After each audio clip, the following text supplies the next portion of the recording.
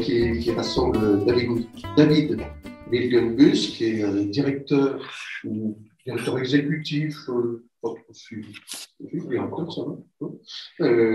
l'Office for Creative Education, Florence Bouteloup, qui est père d'histoire-géographie et qui est ici au titre de chef de mission académique pour enseignement de développement durable dans l'Académie de Versailles, encore que le fait d'être père d'histoire-géographie donne aussi compétence pour parler des sujets qui nous intéressent. Mathieu Stein, qui est professeur de sciences universitaires et membre actif de l'Association des aventuriers, c'est aussi à ce titre qu'il nous rejoint cet après-midi, et Fatima Ouassak, qui est alors là, membre du Front des Verts, peut-être c'est une fonction plus importante dans l'association, militante associative, écologiste. Et enfin, va nous rejoindre Esther Loiseur, qui est une jeune ambassadrice pour le climat, donc participe du groupe des jeunes ambassadeurs pour le climat. Comme ça, je dis au masculin et au féminin sans mettre de point média. La table ronde va se dérouler en 3 temps et demi. Dans un premier temps, je vais donner la parole à chacun autour d'une question que nous leur avons soumise avant leur intervention, 5 minutes chacun. Dans un second temps, ils rebondiront les uns sur les autres, si je puis dire, enfin en tout cas sur les propos des uns et des autres. Et dans un troisième temps, nous partirons des questions.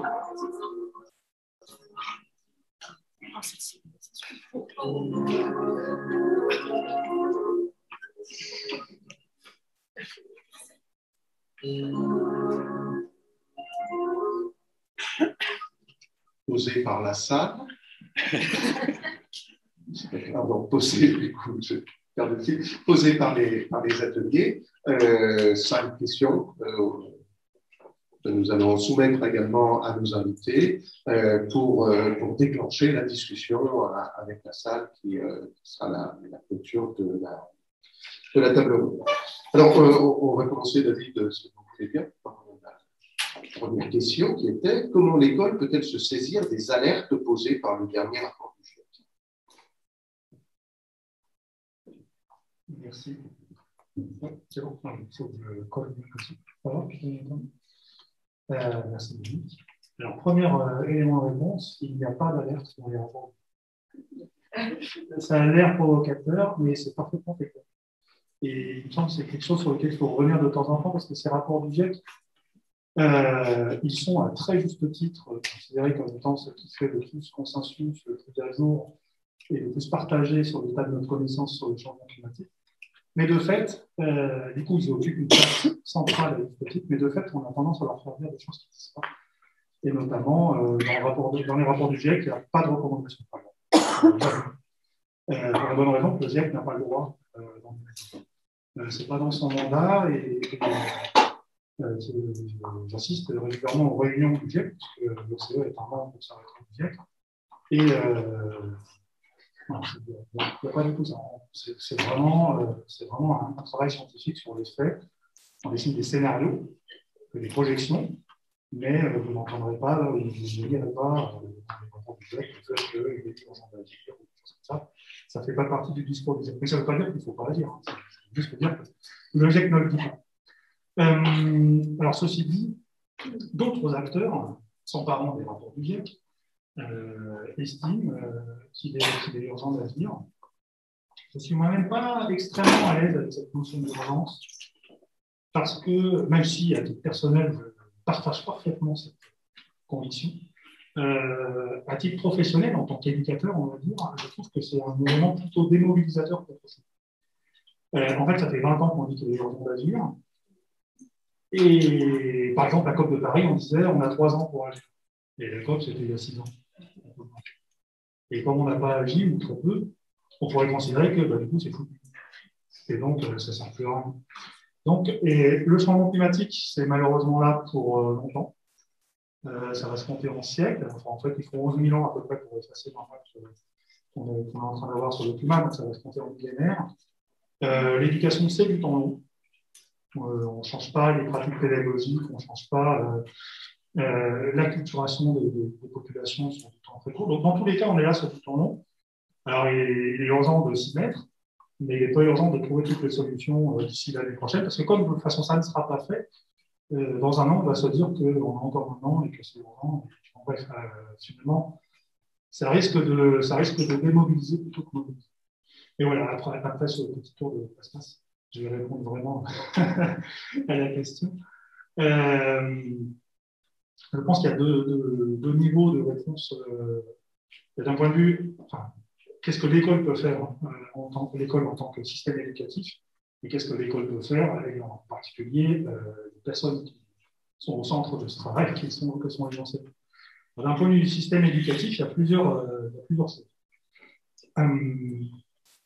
Il y a eu une étude faite par l'UNESCO il y a 2 ans et réactualisée cette année sur l'étude des programmes scolaires dans à peu près 80 pays. Je continue tous les programmes scolaires, mais c'est un travail relativement important qui a été fait, et qui montre que 70% des programmes scolaires de la planète ne contiennent même pas le mot climat. Là, déjà, on peut imaginer, alors, sans même parler du changement climatique. Le mot climat est absent de 70% des programmes scolaires. Donc là, il y a un travail systémique à faire important. En France, ce travail, il est en bonne voie. Il n'est pas achevé. Il y a une réforme que vous connaissez de programme scolaire récemment, qui est très ambitieuse au lycée.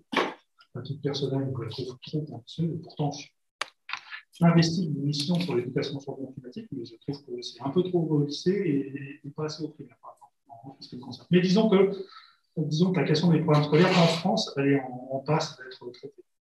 Le problème, c'est que souvent, en France, dans le système éducatif, on considère qu'une fois qu'on a couché quelque chose sur papier, qu'on a donné une injonction, eh bien, sur le terrain, ça suffit. Et en fait, c'est pas vrai. Ça suffit pas. Pour vous donner un exemple qui n'a rien à voir avec le climat, moi, j'ai rejoint la Marapap, ça fait 20 ans.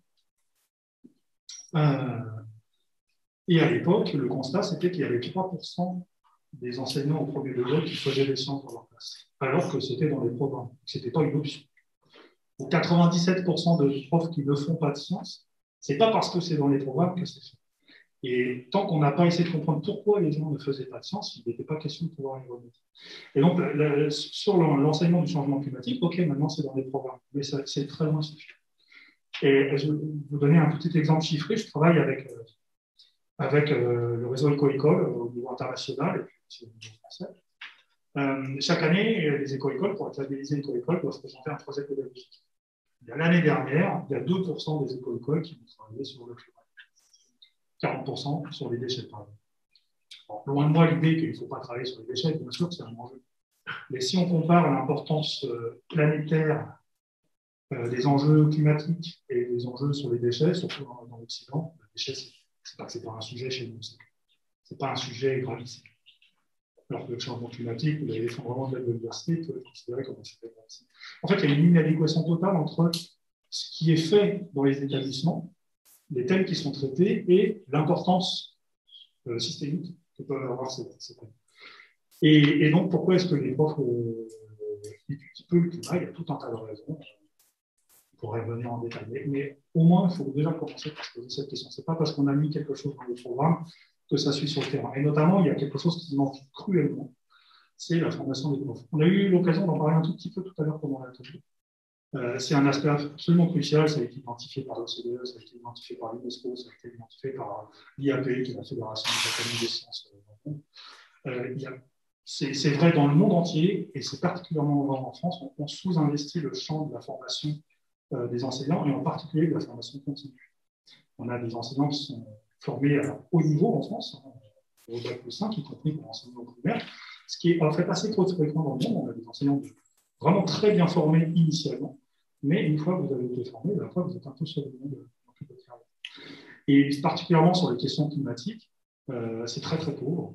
Alors surtout dans le premier degré, où il y a eu un recentrage sur les fondamentaux, c'est-à-dire le français et les maths.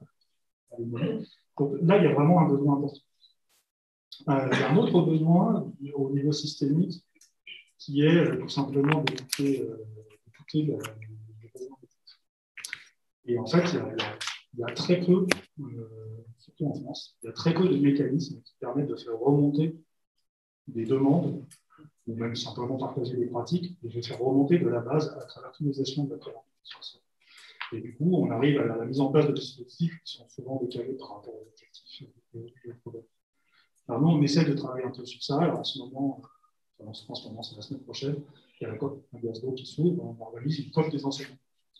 C'est la première fois, ça a l'air tout bête comme ça, mais ça n'a jamais eu. Il y a des COP, il y a la COP officielle, hein, bien sûr, avec les négociateurs des Nations Unies, etc. Il y a la COP des villes, il y a la COP des ONG, il y a la COP des entreprises, il n'y a pas la COP des enseignants.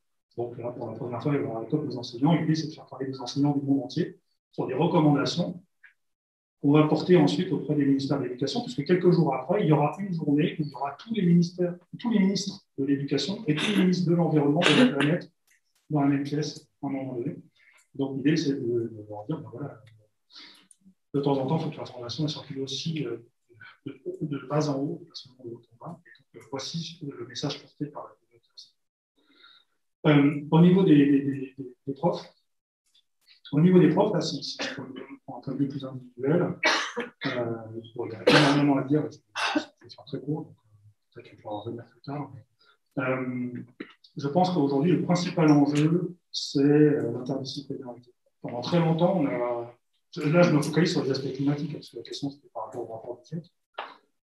Et pendant très longtemps, on s'est contenté de réfléchir en termes de savoir émotionnel sur des choses très techniques, sur il faut comprendre ce que c'est que l'effet de serre, il faut comprendre la notion de forçage radiatif, il faut comprendre tout un tas de trucs très compliqués. Et on nous dit très vite que le changement climatique, ce n'est pas juste de la physique ou de la SVT, et que ça embrasse tous les champs. Et je suis ravi de voir que ma voisine, qui est d'histoire géo, a la mission de l'aider. Je trouve que c'est un très bon signal. Mais aujourd'hui, on voit émerger des thématiques qui ne sont pas à proprement parler scientifiques et qui sont essentielles, notamment les questions de justice climatique, les questions d'éco-anxiété, qui deviennent vraiment un problème sociétal et presque un problème de santé, en fait, avec une large partie de la jeunesse qui développe des syndromes dépressifs, en fait. Et il faut savoir traiter ces questions-là, et l'éco-anxiété, ça se traite. Et fondamentalement, aujourd'hui, il y a des programmes de recherche dans le monde entier autour de ça. Ce n'est pas franco-français comme problème. Et grosso modo, les recommandations, c'est qu'il faut laisser les émotions s'exprimer. Il faut les encourager, ces émotions. Il ne faut pas les mettre sur le tapis en disant on ne va pas parler de nos angoisses. Au contraire, il faut en parler. Donc, il faut être à l'écoute des émotions des élèves, il faut les faire verbaliser, les faire partager, et il faut faire agir avec eux. La meilleure façon de ne pas être angoissé par rapport au futur, c'est de penser qu'on a la possibilité d'agir sur ce futur. Et donc, faire travailler en mini projet, etc. Je m'arrête là pour développer l'argument. Oui, l'interdisciplinarité. L'historien géographe est peut-être sollicité. On pourrait y aller vite fait en disant que la géographie est un carrefour de toutes les disciplines, et par conséquent, il suffirait de faire de la géographie, ça serait possible. Je fais une bonne pour l'histoire géographique. Et donc, la question qui est posée à Florence Bouclou, c'est la suivante. Comment permettre à l'ensemble des disciplines scolaires de se saisir des problématiques d'enseignement du changement climatique et de l'écologie à l'échelle de la classe et de l'établissement? Alors, je crois que ce qui est très bien, c'est qu'on va déjà se rejoindre et que ça fait déjà écho à beaucoup de choses entendues cet après-midi. Parce qu'effectivement, c'était votre question. pour se saisir de ces problématiques et plus globalement pour éduquer au développement durable. Je crois qu'il faut mobiliser en effet plusieurs échelles et différentes perspectives aussi. Alors la première perspective, c'est le cadre de l'enseignement des disciplines. Vous l'avez déjà mentionné. Se saisir de ces problématiques, ça passe par les programmes et aussi par les référentiels d'enseignement. Je voudrais dire, parce qu'on oublie des fois un peu vite l'enseignement professionnel, qui est évidemment aussi concerné par l'éducation au développement durable et l'intégration des questions liées au changement climatique et au changement global.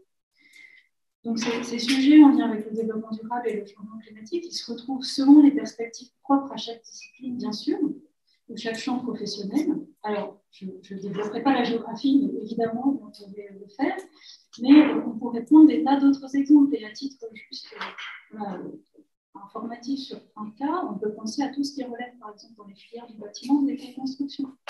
Les questions liées au changement climatique et au développement durable sont présentes dans tous les référentiels professionnels. Alors, plus ou moins, évidemment, selon les champs, mais comme vous l'indiquez, c'est aussi un processus qui se construit et qui se développe petit à petit avec le temps. Et c'est important, je crois, le fait de bien identifier dans chaque discipline, et toutes sont concernées, même parfois d'un peu loin, quels sont les savoirs disciplinaires et aussi les compétences disciplinaires qui sont en lien avec l'éducation et le développement durable. C'est important de faire cette identification parce que c'est le socle de l'identité professionnelle pour les enseignants, dans le second degré, la discipline. C'est un peu comme ça qu'on peut les enseignants. Et puis, c'est aussi le socle de l'organisation de notre système scolaire. Donc, cette brique-là, elle est totalement indispensable. Elle est toujours à compléter. Elle a été récemment, par du lycée, on peut aussi parler du collège, avec des amendements récents dans ce sens-là. Donc, c'est vraiment une première brique qui est nécessaire. Mais ça ne peut pas être la seule. Pour se saisir de ces enjeux-là, je crois qu'il faut s'inscrire dans une démarche qui est transversale. Et c'est indispensable quand on pense à ce que l'on vise chez les élèves. C'est-à-dire, on vise des élèves qui, à travers le DD, à travers la prise en compte des questions climatiques, sont capables d'appréhender des problèmes complexes, de penser de façon systémique, d'identifier des interactions, envisager le changement, envisager qu'ils peuvent être eux-mêmes des acteurs de ce changement. Donc, c'est ça, en fait, ce qu'on attend in fine de l'éducation au développement durable chez les élèves. Donc, on attend ce type de posture. Je reprends ce terme que j'ai entendu dans des ateliers cet après-midi et qui me semble bien correspondre à ce que l'on vise. Et cette posture qu'on attend chez les élèves, ces compétences qu'on souhaite développer chez les élèves, pour y arriver, il faut développer des démarches pédagogiques qui le permettent. Et donc, la première de ces démarches, c'est de travailler en interdisciplinarité, éventuellement en transdisciplinarité. On peut discuter des termes, mais on voit bien la perspective. C'est de travailler aussi en pédagogie de projet. C'est de travailler avec une approche par les controverses, par exemple. C'est d'utiliser des formes de débat. Et j'emploie exprès le pluriel parce que ça aussi, c'est quelque chose qui a été mentionné cet après-midi dans les ateliers. C'est d'envisager aussi une démarche prospective. Donc, c'est l'ensemble, en fait, de ces démarches pédagogiques qui contribuent de manière transversale à éduquer les élèves au développement durable. Et donc, ça implique, on voit bien, une posture, on parlait tout à l'heure de la posture des élèves, mais là, je voudrais dire que ça implique une posture et des gestes professionnels pour les enseignants, quel que soit le degré dans lequel ils enseignent et quelle que soit leur discipline de départ, qui soient adaptés à ces démarches pédagogiques. Donc, ça veut dire aussi des outils, et je pense qu'on y reviendra sans doute plus tard, mais le premier des outils, aujourd'hui, ce sont les 17 objectifs de développement durable qui permettent justement d'être d'emblée en interdisciplinarité, en démarche de projet, en approche systémique. C'est un outil très puissant pour travailler avec les élèves, et quel que soit d'ailleurs l'âge des élèves. Donc, c'est une deuxième brique dans cette approche transversale qui nous semble nécessaire. Et enfin, pour se saisir de toutes ces problématiques, je voudrais volontiers rajouter une troisième brique, ce qui montre aussi toute l'ampleur du sujet, c'est faire le lien avec une démarche globale d'école ou d'établissement. Parce que l'école, au quotidien, c'est un lieu d'interrogation de ce qui s'y fait, de construction de cette pensée complexe. Par exemple, il y a eu beaucoup de projets ou d'actions qui ont été évoqués cet après-midi. Et on voit bien que partant d'interrogations assez concrètes sur ce qu'on mange à la cantine ou pas les déchets de la cantine, etc., on peut développer une réflexion complète sur le circuit alimentaire, l'éducation à la santé, la gestion de la production agricole, etc. Et donc ça, c'est important parce que c'est vraiment le lieu aussi quotidien, au-delà de l'appréhension des problèmes d'une façon générale, qui peut être encouragée à un certain niveau de la scolarité. C'est un lieu pour aborder cette question des interdépendances, de la complexité des problèmes et aussi pour rechercher des solutions concrètes, collectives, négociées et applicables. Et tout à l'heure, vous parliez déjà d'action. Et je pense que c'est à ce niveau-là qu'on arrive aussi à l'action, et l'action qui dépasse les éco-gestes. Parce que c'est ça la visée. Ce n'est pas d'avoir des élèves qui reproduisent mécaniquement des gestes que les adultes leur apportent, c'est d'avoir une réflexion globale et la compréhension de ces éco-gestes. Donc ça, c'est un niveau qui est important aussi parce qu'il met en jeu finalement le fonctionnement même des structures scolaires. Il y avait un atelier sur les établissements, le bâti et les territoires qui s'est posé la question de la gouvernance, du partenariat. On arrive à ces éléments-là avec cette troisième brique finalement de la démarche globale. Et au fond, quand on est sur une démarche globale, c'est toute la logique de ce que l'institution promeut à travers les écoles et les établissements en démarche globale de développement durable, c'est-à-dire les écoles et les établissements E3D. C'est le sens de cette logique-là. Donc, pour finir, parce que je pense que j'arrive au bout de mes 5 minutes largement, mobiliser l'école sur ces enjeux de développement durable, et en particulier ceux qui sont liés au changement climatique, ça veut dire que l'ensemble des acteurs dans l'école se saisissent de la place de ces questions dans leur mission éducative. Donc, on voit bien que c'est une question de prescrit, mais vous l'avez dit, pas seulement de prescrit, de pratique professionnelle aussi. Donc, je vous rejoins de formation, bien sûr, et c'est une question nécessaire d'implication d'échelle. Votre question disait dans la classe, hors de la classe, et quand je dirais même dans l'établissement, dans le territoire. Merci. Oui, on y reviendra, notamment la question des échelles qui passionne les géographes, peut-être plus que les autres. Alors, Esther ne nous a pas rejoint. On est dans la salle. Il y a encore quelqu'un là? Pardon? Je pose une question stupide. Est-ce qu'il y a encore quelqu'un à la loge?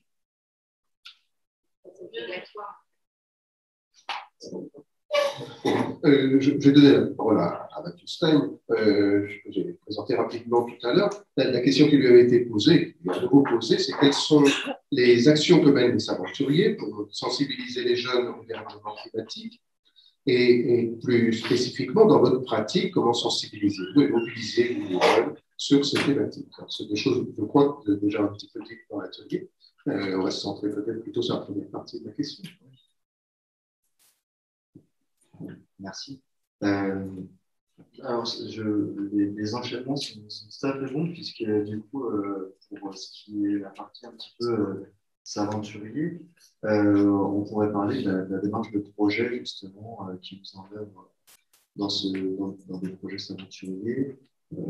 L'appel à des mentors, par exemple, lorsque l'enseignant a des difficultés à faire vivre certaines questions dans sa classe, en tout cas, d'un point de vue technique, l'apport de connaissances, l'apport d'informations à donner aux élèves sur des points très précis, qui sont parfois très complexes, et on sait tous peuvent nous prendre beaucoup de temps en tant qu'enseignants si on doit faire une recherche nous-mêmes. Ici, dans un projet s'aventurier, l'avantage que les élèves vont avoir, c'est qu'ils vont avoir la connaissance avec une relecture du rapport du GIEC, par exemple, ou des informations sur des documents produits autour du réchauffement climatique, des règlements locaux ou généraux, et qui va être fait par un scientifique qui va venir les exposer en classe, leur présenter finalement son travail. Donc, l'élève apprend le travail du scientifique, mais il apprend également les résultats obtenus lors des expérimentations, lors des recherches. Et finalement, pour revenir aussi à la pratique de classe, c'est toujours aussi intéressant d'avoir ces apports-là, puisque généralement, les élèves ont du mal à s'ancrer sur certaines connaissances autour du dérèglement climatique et du coup peuvent avoir des avis qui sont très construits, très faits par les médias. Et ici, ils s'emparent de connaissances territoriales, régionales, souvent, puisqu'un projet s'aventurier est aussi souvent le départ d'informations basées sur des éléments territoriaux. Et Et donc ici, l'élève a des connaissances et ensuite, pour les débats, les discussions, est toujours beaucoup plus intéressé. Si on reprend un petit peu quelques éléments, pour les aventuriers, les projets aboutissent généralement à mêler leurs préoccupations citoyennes avec les connaissances scientifiques qu'ils vont avoir acquises au cours du projet autour de la question qui était initialement une question collective, pardon, et qui va aboutir plutôt à des représentations individuelles. Et c'est aussi un moment de partage parce qu'il y a toujours en fin de projet aventurier un congrès, le congrès des jeunes chercheurs, qui permet aussi de confronter ces projets aux autres projets menés. Et ça, peu importe le niveau de classe, et c'est souvent très très intéressant de voir lors d'un congrès des élèves de maternelle et des élèves de terminale se rendre compte qu'ils avaient finalement la même problématique initiale, qu'ils ont réfléchi sur les mêmes prérequis scientifiques et qu'ils ont produit des éléments différents et pourtant très très intéressants, alors qu'il y a quand même un écart au niveau de la classe d'âge qui est très très importante. Et pour les pratiques personnelles, encore une fois, je pense que pour que les élèves se saisissent réellement de ces enjeux-là et envie de participer au-delà de certains éléments qu'ils peuvent voir à la télévision ou dans d'autres médias, il faut effectivement, je pense, revenir sur des exigences territoriales, sur des éléments qui leur correspondent directement dans les établissements scolaires ou autour de leurs établissements, qu'on soit en ville comme dans un milieu plus rural. Je pense que c'est effectivement ce qui va être le plus important pour sensibiliser et faire réagir les élèves. Merci. On va donc continuer notre tour de table en prenant, peut-être pas par un autre bout, mais prenant en compte l'entrée sociale de ces questions qui nous préoccupent, en posant la question à Fatima Ouessa. L'écologie est réputée pour être un problème politique de centre-ville, parce que de bobo parfois, dit-on.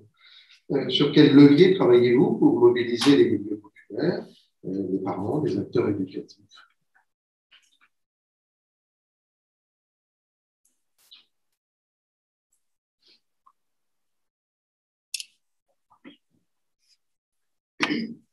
Bonjour à toutes et à tous. Déjà, je veux dire, je suis ravie d'être avec vous et remercier Jean-Charles Blanc pour l'invitation. Oui, alors, quelle écologie pour la classe populaire ou pour les quartiers populaires? Mais en réalité, quelle écologie pour tout le monde? On peut y appeler une écologie pour les quartiers populaires et une écologie pour les classes moyennes supérieures. Surtout pas, non, il s'agit bien d'un projet pour tout le monde, un projet universel, sinon on ne s'en sortira pas. En réalité, il faut prendre la mesure de ça, en fait. Alors, peut-être un mot pour dire ce qu'est le Front de Mer, juste pour me situer un tout petit peu. Donc, moi, je suis effectivement porte-parole du Front de Mer, donc c'est une organisation de parents et qui est née, je le dis très rapidement parce que ce n'est pas l'objet ici, mais je pense que ça peut être intéressant, et je soumets ça à la discussion, qui est née d'un vécu discriminatoire par rapport à une question qui est écologiste, la question de l'alimentation, de la nourriture qu'on sert dans les cantines scolaires. Et c'est bien une organisation qui est née d'un vécu discriminatoire. C'est-à-dire qu'il n'est pas de la nécessité d'avoir une alternative végétarienne à la cantine, donc un choix entre un repas avec viande, avec protéines animales et un plat avec protéines végétales.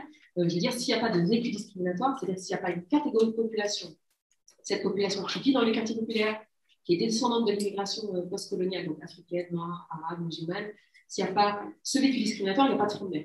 Il y a la FCPE, il y a la PET, il y a les organisations de parents que vous connaissez déjà. S'il y a nécessité de créer cette organisation, c'est que cette simple demande, une alternative végétarienne à la cantine, fondée sur des enjeux écologistes, dès le début, je veux dire, dès le début, pour ce qui me concerne, je suis arrivée avec la question de l'impact environnemental des élevages industriels, la question de la maltraitance animale, la question évidemment de la justice sociale, de l'égalité de traitement, etc. Donc, autant d'enjeux que peuvent porter les écologistes, ça n'a pas été entendu comme tel, ça a été renvoyé, je le dis rapidement parce que moi je ne voudrais pas polluer les échanges aujourd'hui avec ça, mais ça a été renvoyé à quelque chose que vous connaissez peut-être, que vous connaissez sûrement, au communautarisme, au séparatisme, l'islamisme. C'est tout ce qu'a vécu le maire de Lyon dès lors qu'il a voulu mettre en place les repas végétariens à la cantine, à sa grande surprise. Il se trouve que nous, on avait vécu ça il y a 5-6 ans déjà.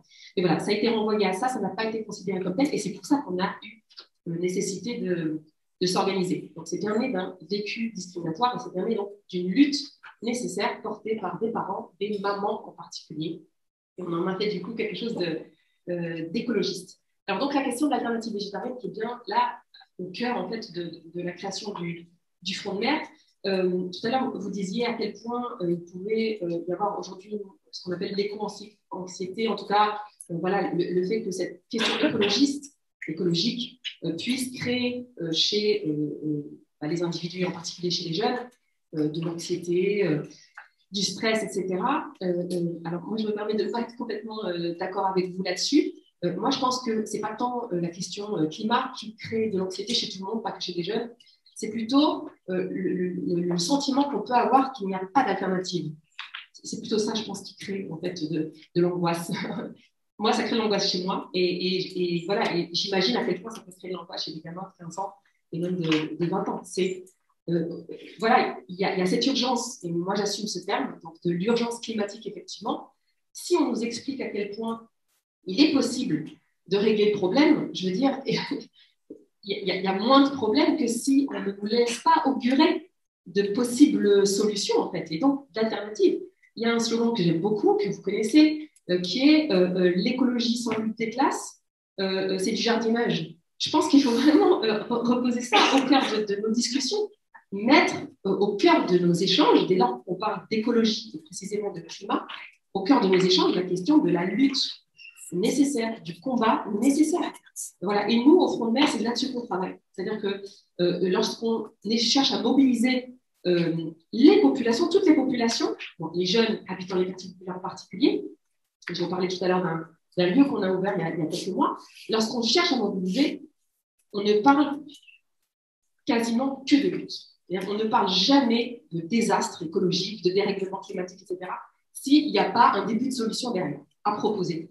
Et dès lors que vous venez avec des idées de lutte, de combat, que vous les portez vous-même, que vous vous engagez vous-même dans un combat qu'il faut qualifier comme étant militant, je veux dire, voilà, ça peut être très réjouissant en fait, de ne pas se laisser faire, de ne pas se laisser écraser, de changer le monde de demain, etc. Ça peut être même un projet pédagogique en soi. Ouais, il y a ce truc-là qui est en train de se produire, ça ne date pas d'hier. Voilà comment on peut s'organiser ensemble, vous compris, donc les jeunes compris, voilà comment on peut s'organiser pour que ce soit pas si désastreux que ça, quoi. Alors, on a organisé notamment, je le dis rapidement, mais le rapport du GIEC, franchement, qu'on a failli appeler le rapport du GIEC pour les nuls. Bon, comme c'était dans un quartier populaire, on n'a pas signé pour les nuls parce qu'on s'est dit ça va passer pour du mépris de classe. Bon. Du coup, on a appelé ça le rapport du GIEC pour tout le monde. Donc, on l'a organisé, ce rapport du GIEC pour tout le monde, à Pont-Rapide sur Vermont, pour dire à quel point vraiment on est dans une dynamique. Il n'y a pas de fatalité, on peut s'en sortir. Et bien, en fait, Vermont, c'est un lieu qu'on a ouvert entre Bagnolet et Montreuil, c'est 1000 m² qu'on a à disposition donc, du Front de mer et d'Alternativa. Je le dis rapidement aussi, mais je soumets ça à la discussion. Front de mer Alternativa, justement autour de cette idée que l'écologie, ça doit être justice sociale et justice environnementale ensemble. C'est pas une question en plus, en fait, la question sociale, qu'en fait, on ne peut pas penser l'écologie si on ne pose pas d'abord la question sociale, que l'écologie, c'est une question sociale, en fait, en réalité. Et donc, voilà, mais ce n'est pas si simple. Voilà. Alors, ce qu'on a appelé l'écologie populaire, parce que ça s'appelle Vermont Maison d'écologie populaire, ce n'est pas simple. Alors, il y a quelques exemples qui montrent que ce n'est pas simple. Déjà, le fait qu'effectivement, l'écologie telle qu'elle existe aujourd'hui, donc un objet situé, c'est effectivement en France plutôt une écologie de classe. Là, il faut bien le dire, plutôt une écologie pavillonnaire, plutôt une écologie du point de vue des classes moyennes supérieures. Et ça, c'est un fait, ne serait-ce que par rapport aux expressions qu'on peut mobiliser. Par exemple, on a parlé de développement durable, du développement humain. Bon, il se trouve que étudiante, j'ai fait des travaux de recherche, de DEA et de thèse ensuite, sur cette notion de développement durable. Et c'est la plus grosse arnaque de tous les temps, cette histoire de développement durable. Je veux dire, c'est au moment, dans les années 70, où naît l'écologie politique, donc avec quelqu'un comme André Gortz, qui est un des pionniers en fait, de l'écologie politique en France, et donc où s'articule avec l'enjeu écologique la question du capitalisme, et donc la remise en question du système capitaliste, de la société de consommation, etc., avec cette idée dans les années 70 déjà, qu'on ne pourra pas avancer comme ça si on ne remet pas en question le système capitaliste, et donc si on ne met pas une lutte anticapitaliste, une lutte donc anti-impérialiste, les rapports nord-sud, etc., etc. Et au même moment, les organisations internationales qui poussent à la libéralisation des sociétés, notamment du Sud, qui poussent à la non-remise en question de la société de consommation, créent donc la Banque mondiale notamment et le FMI, créent ce truc développement durable qui n'a pas de sens. Enfin, je veux dire, le développement basé sur la croissance, le développement basé sur le système capitaliste avec tout ce qu'il y a d'exploitation, tout ce qu'il y a le système extractiviste, etc., mène au désastre écologique. Et donc, nous, on a ajouté un petit gadget, donc un petit adjectif qualificatif, donc durable, humain, etc., pour faire passer le truc. Mais c'est vraiment cette phrase dans le départ, pour que rien ne change, il faut que tout change. Voilà, pour que rien ne change, donc pour qu'on continue comme ça à habiter le monde de cette manière-là, et bien voilà, mettons des gadgets et puis comme ça passera. Voilà. Donc il faut mettre en perspective cette notion de développement durable et vraiment insister vraiment. Et alors là, je parle en tant que parent et je parle en tant qu'organisation de parents. Je soumets à discussion le rôle que peuvent aussi avoir les enseignants et les enseignantes dans le fait de mettre en contexte l'enjeu écologique. Je vais vite sur Verdragon. Donc voilà, il y a cette idée-là, vite sur l'écologie populaire pour dire, alors c'est pareil, c'est pas simple l'écologie populaire, il faut y travailler concrètement. J'ai quelques exemples aussi à vous écouter. J'ai noté des petites choses. On a parlé d'écoquartiers, par exemple. Je le dis vite aussi. L'écoquartier, malheureusement en France, ça se traduit souvent par de la gentrification. Et donc, dans quelle mesure, en fait, dès lors qu'on améliore les conditions matérielles d'existence des gens, ça se traduit par virer les pauvres, virer les immigrés, par exemple. Et à la question de la pollution de l'air, on a traité à Bagnolet. Il se trouve que moi, je vis juste en face de l'échangeur autoroutier et la ville de Paris organise une journée sans voiture. Et le slogan, c'était Paris respire, etc. Ben, nous, on a organisé un truc qui s'appelait Pendant que Paris respire, Bagnolet s'étouffe. Et au même moment, à Bagnolet, mais dans toute la Seine-Saint-Denis, on met en place les ZFE, donc les zones à faible émission, pour dire à quel point on ne doit plus utiliser les voitures avec des critères. Voilà, 5, 6, etc. Donc, grosso modo, les pauvres en fait, de la Seine-Saint-Denis ne pourront plus utiliser leur voiture pour aller travailler, etc. Par contre, l'échangeur autoroutier qui fait que nos enfants ont plus d'asthme qu'ailleurs, il y a plus de maladies respiratoires qu'ailleurs, il y a une surmortalité Covid, vous le savez, en Seine-Saint-Denis, etc. Donc, le gros du truc, en fait, on ne le prend pas en considération, on ne le pose pas sur la table. Par contre, on va aller simplement pointer la responsabilité individuelle des gens et leurs moyens de circuler. Alors, on sait qu'on a déjà plus de difficultés à circuler. Donc voilà, donc c'est pas si simple. Oui, mais quand même, je pense que c'est important. Alors, si on ne veut pas autant, c'est vraiment pour réagir, en fait, parce que sinon, on va se retrouver à pas faire de politique. Et l'écologie, c'est de la politique. En fait, il faut assumer l'enjeu politique. Et que c'est pas si simple. Je disais, la question de la pollution de l'air, c'est important de ne pas la poser de manière apolitique, justement, en faisant comme s'il n'y avait pas d'inégalité environnementale, en faisant comme s'il n'y avait pas cet enjeu, donc, oui, d'égalité, en fait. Donc, je vais citer le rapport du GIEC.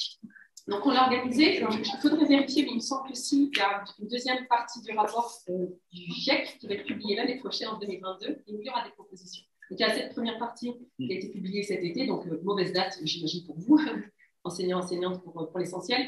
Donc, en plein été. Donc, c'est vraiment passé à côté pour ce qui est des jeunes, en tout cas, qui fréquentent le lieu. Et si je pense qu'il y a une deuxième partie, donc avec des pistes, voilà, des propositions. Et je pense qu'ils vont tomber à un bon moment, juste avant l'élection présidentielle, il me semble, ou juste avant. Enfin, pardon ? En tout cas, il y a cette deuxième. Bon, vous direz. En tout cas, il y a cette deuxième partie, et je pense qu'il va être très, très importante de mobiliser. En fait, voilà, il n'y a pas de fatalité. Alors, il se trouve que justement, c'est ce qu'on a voulu dire, nous, avec le rapport du GIEC pour tout le monde. On a fait venir donc, des climatologues qui ont participé au rapport du GIEC, mais aussi des militants. Hervé Kempf est venu, donc de reporter, et alors lui, il a écrit des livres qui s'appellent, grosso modo, je ne me souviens plus du titre exact, mais c'est que crève le capitalisme. Donc, c'était vraiment pour se dire, voilà. Et alors, c'était rempli de monde, notamment beaucoup de jeunes qui sont venus, des jeunes notamment qui ont fréquenté les centres sociaux, ils sont qu'on travaille avec les centres sociaux, on travaille beaucoup avec les centres sociaux, on ne travaille pas assez avec les écoles, les collèges, etc. Mais ça, c'est une petite perche que je tente, peut-être que ça peut vous intéresser, mais en tout cas, on travaille avec les centres sociaux. Il y avait beaucoup de jeunes qui sont venus en masse, et je vous le dis en cours, ils sont venus notamment parce qu'on a communiqué sur ce qui s'était passé en Algérie cet été, et notamment les incendies. C'est-à-dire qu'on a communiqué sur ce qu'ils ont eux-mêmes vu, vécu, entendu parler dans leur famille, chez eux, etc. Ces incendies en Algérie où tout à coup s'incarnait en fait ce désastre écologique dont on parle beaucoup, mais sans prendre en considération le point de vue des quartiers populaires, des jeunes des quartiers populaires, des familles des quartiers populaires. Moi, pour la première fois de ma vie, j'ai vu mon père s'intéresser à la question climat parce qu'il y a eu des incendies en Algérie. C'est tout le rapport qu'on a à cette terre. En fait. C'est-à-dire, est-ce qu'on se sent appartenir à cette terre? Est-ce qu'on nous laisse croire qu'on appartient à cette terre?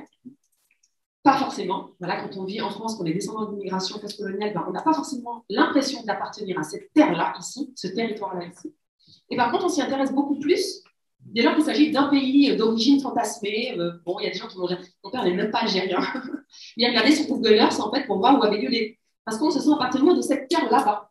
Je vous renvoie aux travaux de Malcolm Ferdinand, notamment sur l'écologie décoloniale, sur la manière dont on a d'habiter le monde, qui est vraiment qui mène une réflexion très intéressante là-dessus. En tout cas, voilà, il y avait ce truc-là où il y avait une fenêtre, en fait, malheureusement, donc sur une catastrophe, hein, évidemment.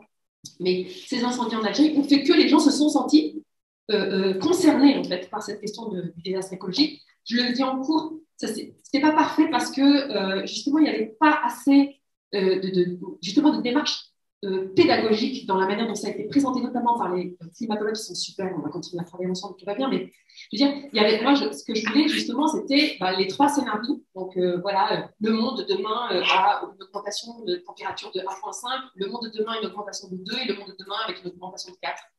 Et comment faire pour qu'on n'arrive pas à ces différents scénarios-là, etc. Et en fait, il n'y avait pas ces chiffres-là, il n'y avait pas comment dire, de documents projetés, il n'y avait pas ce que font les consultants habituellement. Moi, je travaille dans la démocratie participative. Et bien, d'habitude, on a des gadgets, un peu, voilà, 3 chiffres, 3 trucs qu'on retient, etc. Là, il n'y avait pas. Bon, c'est bien dommage, parce que vraiment, la pédagogie, en l'occurrence, est essentielle. Alors, ça s'appelle Vert Dragon, c'est le manga, par exemple. On travaille beaucoup sur les mangas, sur les luttes, par exemple, qu'on a mis en avant. C'est la lutte de Plogoff. Voilà, c'est une lutte des années 70 que vous connaissez peut-être. Une lutte dans les années 70 en Bretagne. Donc, une lutte contre un projet d'installation d'une centrale nucléaire. Et cette lutte, elle a été gagnée. Et ben voilà, nous, on travaille sur une BD avec les jeunes pour dire, bah ouais, il y a un point A, un point Z. Il y a une victoire à la fin. Et c'est des gens qui ne se sont pas laissés faire. C'est des gens qui se sont battus, etc. Et c'est ce qu'on disait. Pour la suite, voilà, nous, on essaie vraiment de mettre en avant ça. Il faut montrer aux jeunes, notamment, que voilà, il n'y a pas de fatalité, qu'on peut y arriver. Il faut oser appeler un chat, il faut oser dire le système capitaliste. Il faut oser dire les rapports nord-sud, il faut oser dire le système impérialiste, etc. Il faut oser dire qu'il y a des alternatives. Donc voilà, quelle est l'alternative à la société de consommation? Il y a des auteurs qu'il faut étudier. Moi, vraiment, André Gorz, je m'étonne qu'il ne soit pas étudié au lycée, par exemple. Il l'étudiait maintenant, d'accord. Parce que moi, j'ai découvert bien après, alors que pour moi, c'est un philosophe central dès lors qu'on parle d'écologie. Mais en tout cas, voilà, il y a vraiment cette idée de lutte, de victoire. Il ne faut pas se laisser faire, oser poser la question politique de l'écologie.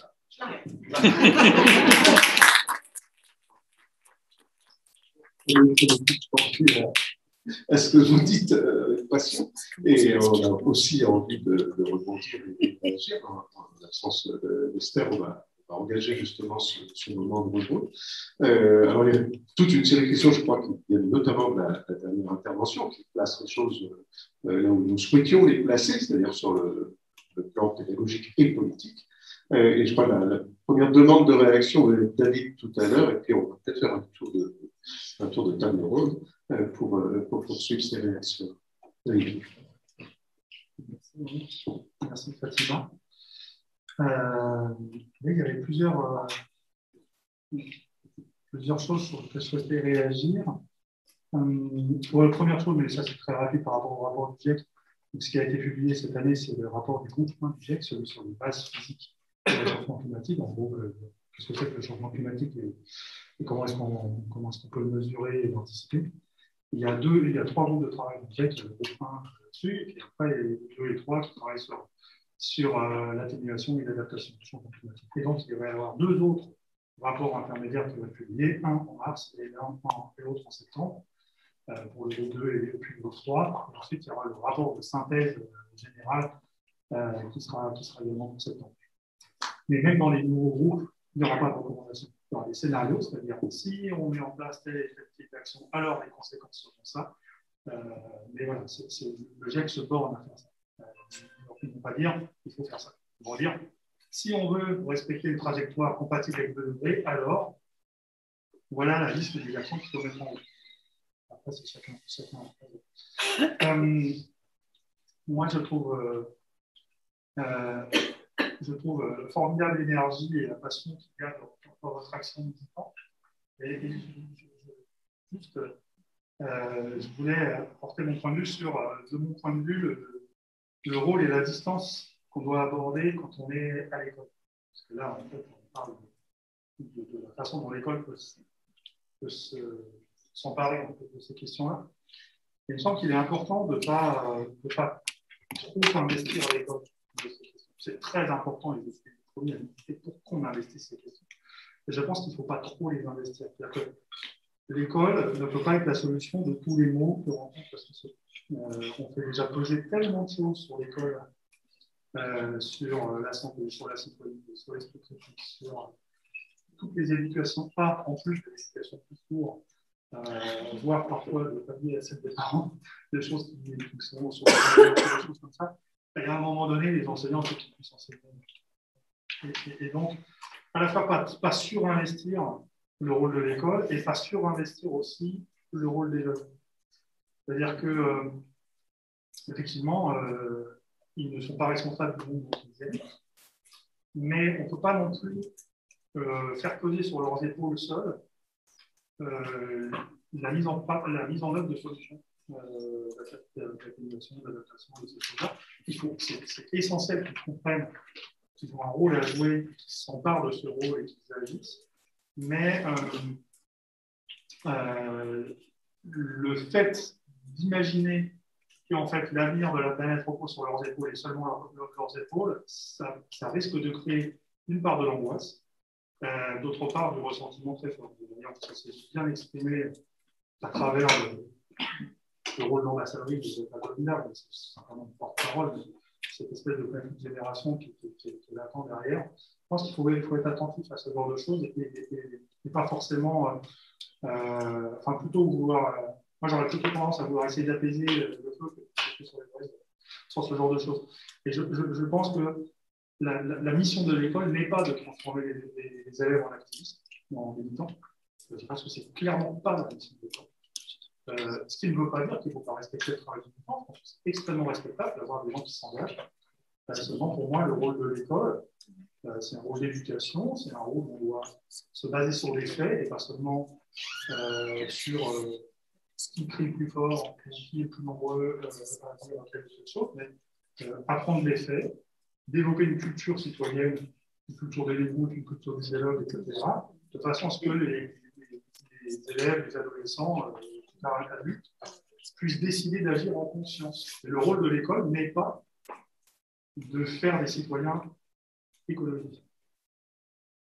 Le rôle de l'école, c'est de faire en sorte que chacun puisse, en conscience, choisir ou pas d'adopter un comportement écologiste. Et je pense qu'il faut vraiment être vigilant là-dessus. Ça pourrait, à mon sens, me dire.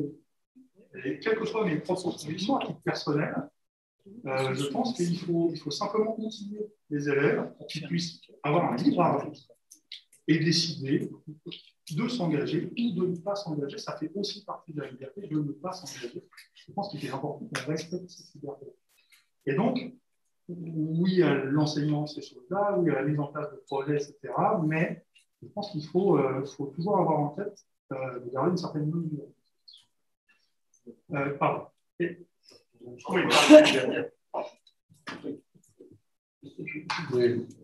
pour dire aussi, pour poser la question à propos des écoquartiers, les écoquartiers sont au programme, aussi les 3 par exemple. Et donc, est-ce qu'on peut éviter, est-ce qu'on doit éviter d'aborder ces ce sujet des écoquartiers sous l'angle à la fois environnemental et social, tel qu'il a été présenté tout à l'heure. Est-ce que comment faire pour concilier cette nécessaire réserve ou retenue, plutôt, on parlait de David, et puis les questions socialement vives qui se posent à propos de ces sujets. Alors, je rebondis sur les deux points, les éco-pratiques vont être un exemple. Je pense que c'est pas les deux relèvent de choses différentes. Effectivement, moi aussi, je réagissais sur la question de où se trouve l'engagement et où se trouve le militantisme, parce qu'au fond, je pense que c'est ça la question que vous posez, et pour moi, elle est fondamentale.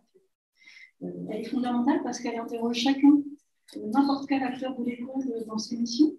Elle interroge les objectifs aussi que le système éducatif se donne pour les jeunes.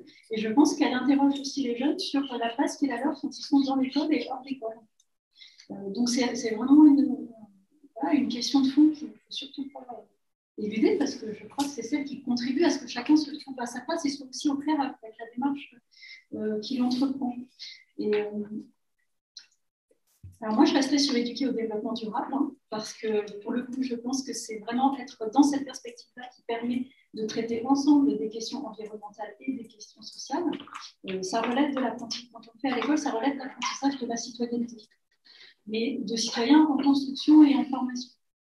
Donc, effectivement, ce n'est pas conçu comme un enseignement qui vise à faire des militants. Ça ne veut pas dire que son existence même ne relève pas aussi d'un choix de société fait à un moment donné. Et c'est important cette nuance-là parce qu'on entend beaucoup aussi à l'école comme ailleurs, on va sensibiliser les jeunes. En fait, non. C'est-à-dire que quand on prend le temps de les écouter, les écoliers, les collégiens et encore plus les lycéens, voire les étudiants, on a plutôt parfois intérêt à les écouter justement, à penser qu'on va sensibiliser la génération d'après. Donc quand on est sur cette démarche globale qui vise à laisser sa place dans l'enseignement et dans l'éducation au sens large, à l'éducation au développement durable, en fait, on laisse de la place pour l'engagement des jeunes dans le système scolaire.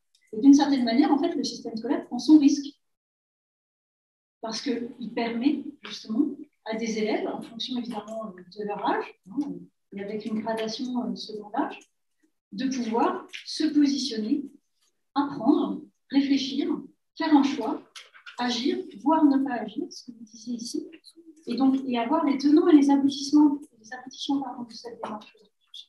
Donc ça me paraît une nuance qui est importante sur quels sont les objectifs que l'on se donne à l'école lorsqu'on est sur ce type d'éducation transversale, et en particulier sur les questions du développement durable. Alors les écoquartiers, est-ce qu'on les aborde? Est-ce qu'on les aborde pas? Alors d'abord, bien sûr, on les aborde, et on les aborde dans toutes les perspectives. C'est-à-dire que si aujourd'hui, il y a des mentions, alors peut-être pas en tant que tel, des écoquartiers, comme certains types d'aménagement urbain, dans les programmes notamment de géographie, c'est pour étudier justement d'où viennent ce type d'aménagement, à quelles questions ils sont censés répondre, et avec quels effets pervers, parce que la gentrification est en effet pervers extrêmement fréquent, et comment est-ce qu'il est pris en compte par le pouvoir public, pris en compte par une société, ou trop peu pris en compte peut-être parfois, quelles sont les solutions qui sont trouvées, et de quelle manière peut-on évaluer ce type d'aménagement par rapport aux problématiques auxquelles il est censé répondre. Alors, en termes sociaux, mais aussi en termes environnementaux, en termes de mobilité, de façon plus globale, etc. Donc, pour moi, c'est deux choses différentes, en réalité. Là, on est sur une question abordée avec un questionnement disciplinaire, un objet qui peut être pris dans la discipline. C'est autre chose, à mon avis, que la perspective globale d'éducation transversale. Beaucoup de choses sur ce sujet dans le cahier pédagogique consacré à l'aventure de la géographie, en vente dans la salle à côté. Et pour poursuivre le tour de réaction, puis on redonnera la parole à Thibaut tout à l'heure, en vous priant l'un comme l'autre d'être sur un format de 2 à 3 minutes pour les prochaines interventions. Mathieu. Oui, alors quelques petits éléments. Déjà, pour avoir fait 6 ans en Seine-Saint-Denis, avant d'être en région lyonnaise, effectivement, les élèves, il faut leur donner la parole sur ces choses-là, leur donner les outillages aussi nécessaires pour qu'ils aient une réflexion qu'ils aient une bonne réflexion, ne soient pas que dans la réaction, effectivement, puisqu'ils vivent assez mal les restrictions qu'ils peuvent vivre parfois, ou que leurs parents vivent à travers leurs déplacements en voiture, notamment. Effectivement, donc les outils, leur donner la réflexion, me vient à l'esprit des projets que l'on a fait avec un collègue de technologie et dont on va reprendre l'interdisciplinarité, la transdisciplinarité, où finalement les élèves avaient libre cours à leur imagination sur les solutions qu'ils mettraient eux en place dans leur quartier autour du réchauffement climatique, de la pollution, surtout atmosphérique, puisque nous aussi on était contre l'autoroute. Et globalement, les idées sont souvent bonnes, souvent aussi très très restrictives et beaucoup plus restrictives que ce que nos politiques ont proposé. Ils vont beaucoup plus loin dans leurs idées et dans l'affirmation de ces idées-là. Ce qui était ici intéressant, c'est qu'on a aussi mis, avec un collègue d'économie, au lycée, en miroir finalement ces idées avec les coûts que ça donnerait, que ce soit des coûts politiques ou des coûts réels à ces différents projets, s'ils étaient mis en place par la RATP ou par Vinci Autoroute, pour ne citer que. Et les élèves, souvent aussi, du coup, ne se rendent pas forcément compte de cette corrélation qu'il y a entre plusieurs entreprises et de la difficulté qu'il va y avoir à mettre en œuvre des pistes qui existent déjà, qui sont déjà réfléchies, et tout l'aspect politique. Donc effectivement, c'est intéressant de le mettre. L'école doit être un moyen, je pense, de commencer ce débat, mais pas de terminer, puisque il faut aussi laisser la liberté aux élèves de se faire une idée, leur idée politique et leur activisme là-dessus. Je suis tout à fait d'accord. Et tout ça pour dire effectivement que les élèves doivent être au cœur de nos réflexions pour que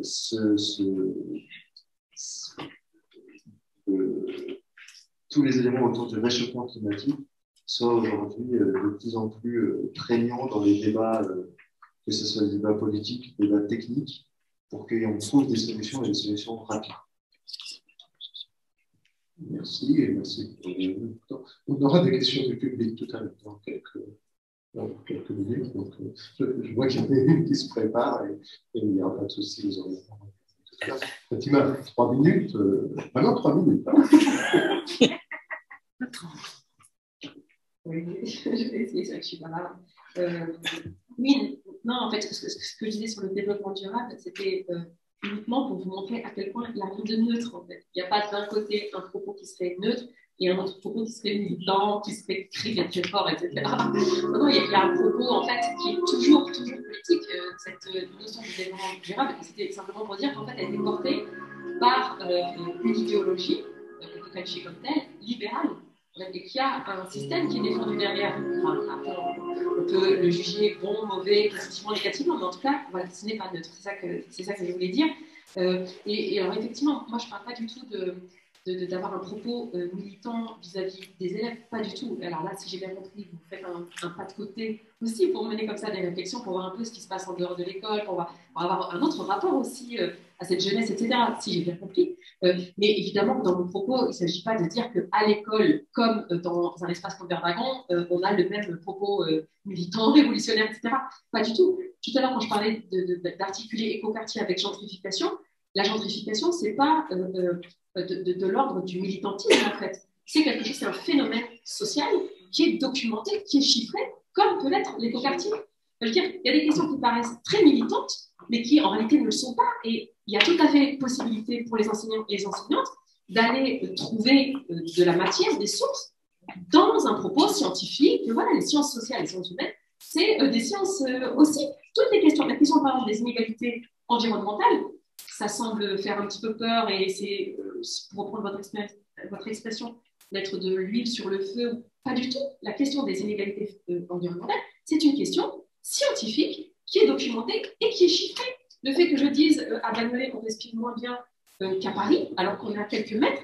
C'est une question qui est fondamentale, donc la question de la justice sociale, c'est une question qui est chiffrée. Je peux amener des chiffres pour vous montrer qu'on a une espérance de vie moindre à Bagnolet qu'à Paris, on y respire moins bien, il y a plus de pollution visuelle, il y a plus de pollution sonore, etc. Pourquoi ces questions seraient moins légitimes que d'autres questions que vous avez abordées? Simplement, c'est un choix effectivement politique de les traiter ou de ne pas les traiter. Enfin, je termine par ça, cette idée de ne pas mettre de l'huile sur le feu, qu'on me comprenne bien. Moi, je ne dis pas simplement que nous, en tant qu'adultes, on va aller susciter des colères chez nos enfants, chez nos élèves, pour parler de votre point de vue. Pas du tout. Moi, au contraire, je dis qu'il faut montrer aux enfants, et donc aux jeunes de ce pays, à quel point nous nous battons et que nous ne laissons pas faire et qu'il ne s'agit pas d'être fataliste. Vous parliez de sens critique, moi je note plus loin.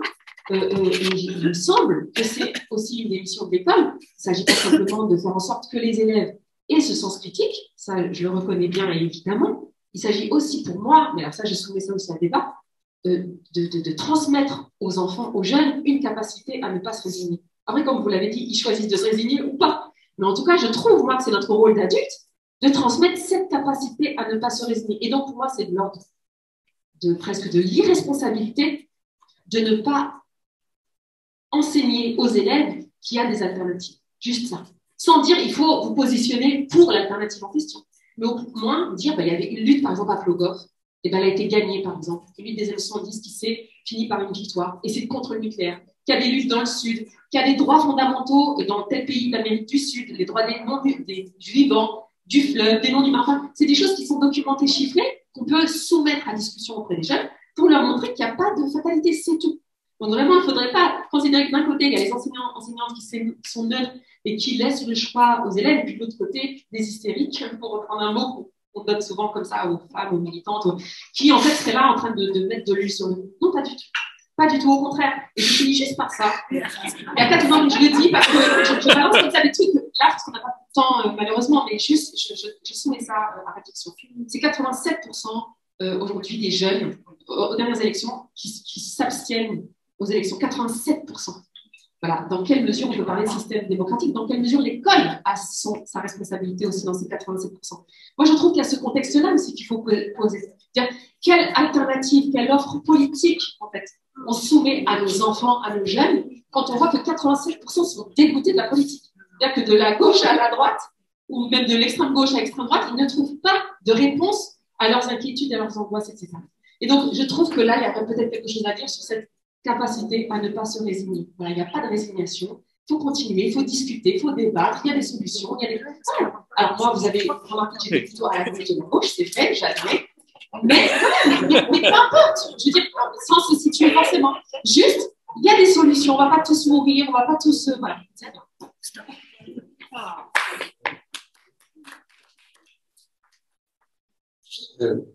Effectivement,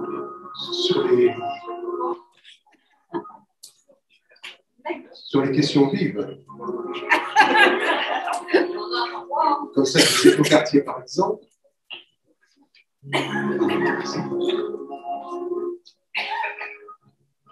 l'école s'en empare en quelque sorte refroidissant un petit peu tout en essayant de réchauffer des questions qui sont froides. Bravo.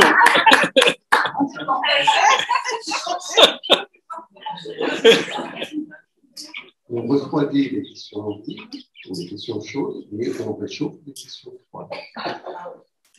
Et quand les écoquartiers deviennent des questions vives, les géographes ont les moyens, si on peut dire, de les refroidir en abordant la question sous l'angle des échelles.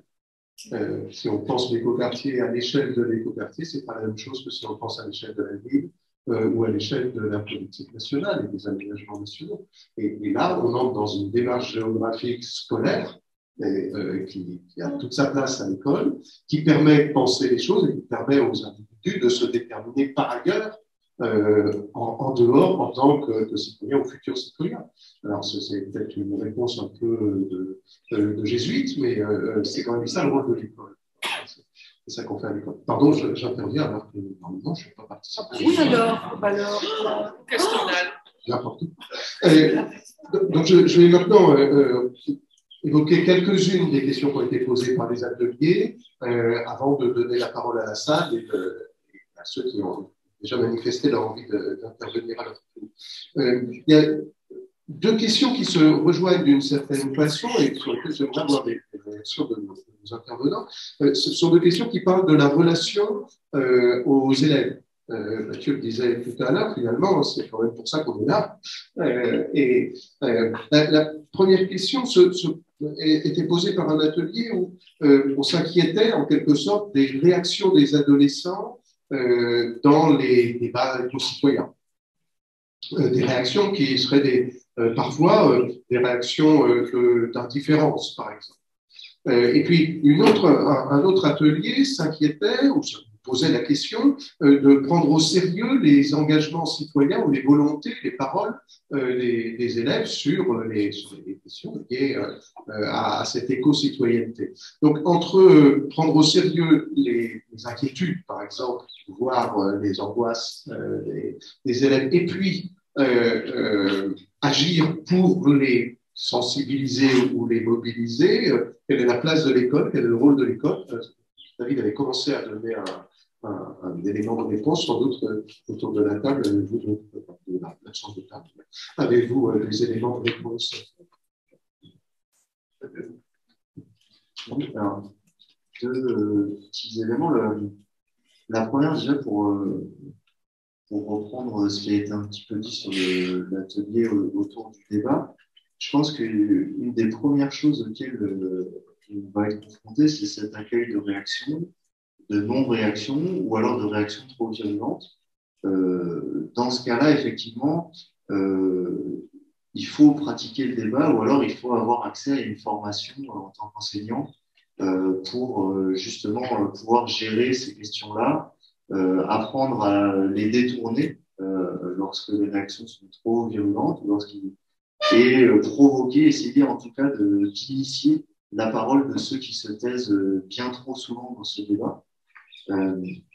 Donc là-dessus, ça c'est un avis tout à fait personnel, hein, mais je pense qu'il a été un petit peu partagé parfois au cours de l'atelier. Pour la deuxième partie, je pense que les élèves, dans tous les cas, ont besoin, à un moment donné, d'autre chose que les médias auxquels ils ont accès directement. Et là, encore une fois, le rôle qu'on va avoir en tant qu'enseignant, en tant que pédagogue, dans la façon dont on va amener les débats, où on va initier des questions de débat est extrêmement important. Et surtout, ce qui sera très très important, je pense, c'est les éléments qu'on apporte aux élèves pour débattre. Que ce soit des solutions qui ont été évoquées comme des chapeaux de Bono qui peuvent le faire, ou que ce soit une pédagogie de projet qui se termine par un débat, discussion avec tout le background scientifique qu'on a pu acquérir au cours du projet. Je pense que le plus important pour que les élèves aient un débat ou une discussion sereine, c'est là-dessus que ça va se jouer. Voilà. La formation de l'enseignant et la formation de l'élève aussi, puisque l'élève apprend avant de pouvoir débattre et discuter. Et on va prolonger d'ailleurs la question en disant qu'un troisième atelier avait posé la question de la sensibilisation des élèves sans les culpabiliser. Et je crois que ça rejoint à nouveau les questions qu'on est en train de se poser.